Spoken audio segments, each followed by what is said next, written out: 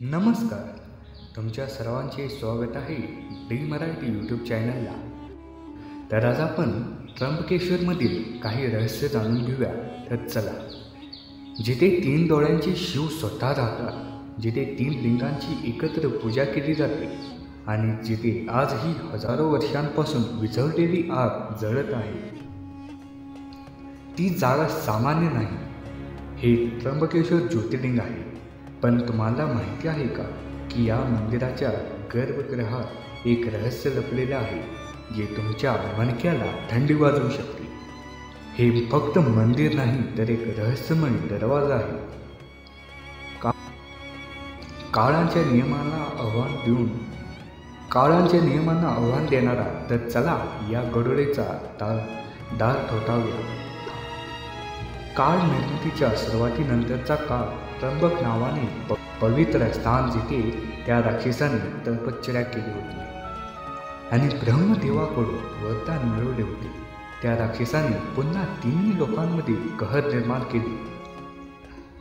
यज्ञ विस्कळीत झाले आणि ऋषीमुनींना छळण्यात आले. मग देवतांनी भगवान शिवांचे आवाहन केले. शिव प्रकट झाले आणि त्यांनी राक्षसाचा वध केला.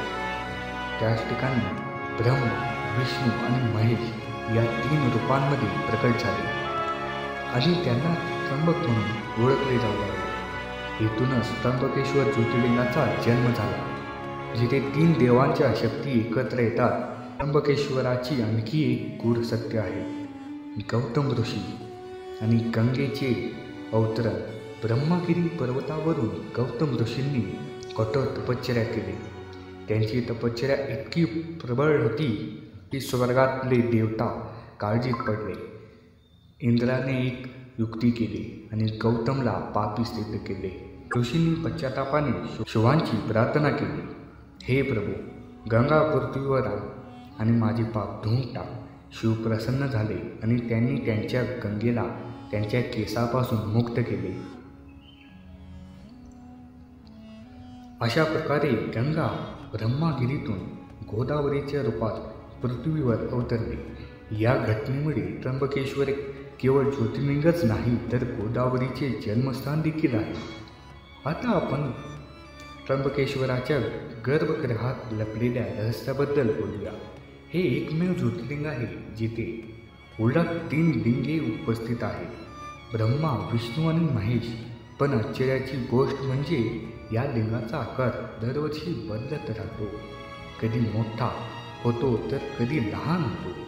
पंडितांचा असा विश्वास आहे की हे लक्षण विश्वात कोणती शक्ती सक्रिय आहे हे दर्शवते.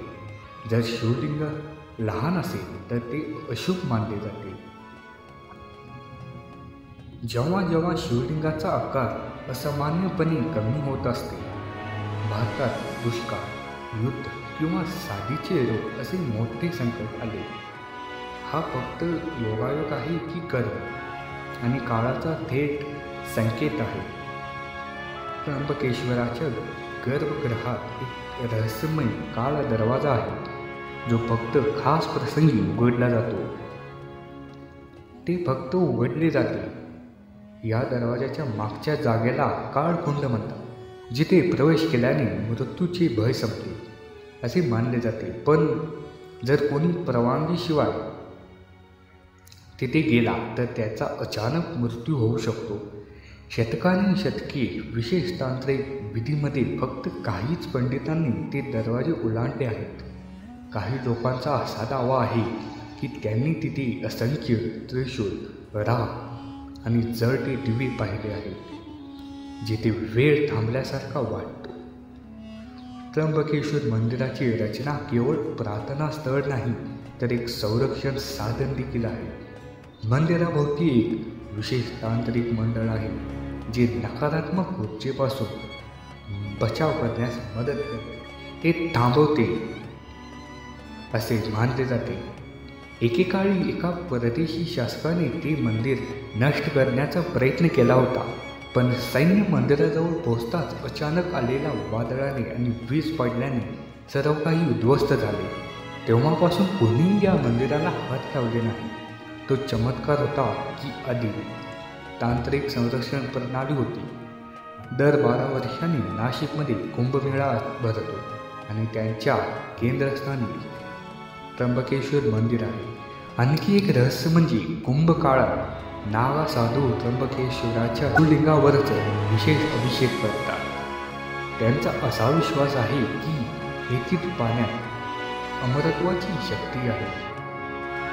दरम्यान साधू प्रतीकात्मकपणे शिवांच्या तिसऱ्या डोळ्याची पूजा करतात. असे म्हणले जाते की त्यावेळी शिवलिंगातून निघणारी ऊर्जा मानवाच्या चक्रांना जागृत करते. काही वास्तुतंत्रांनी असा दावा केला आहे की त्र्यंबकेश्वर मंदिर हे एक पॉवर व्हर्टेक्स आहे. येथील ध्वनी, हवामान आणि दगडांमध्ये अशी कंपनी आहे जी शरीराच्या मेंदू आणि हृदय चक्रांना संतुलन करतात. मंदिराच्या शिखरावरून पडणारा आवाज ओमचा कंपनासारखा दिसतो.